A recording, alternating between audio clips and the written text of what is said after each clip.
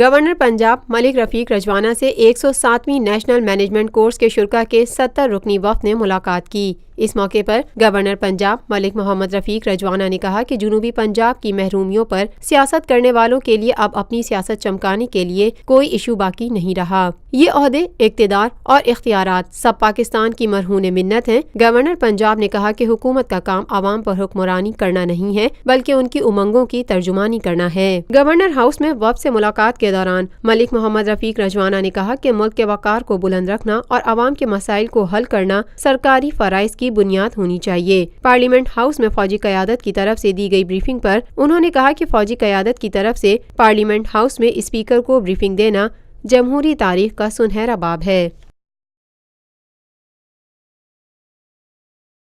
یہ ہے خبر کا جہاں اور آپ دیکھ رہے ہیں TNN TV۔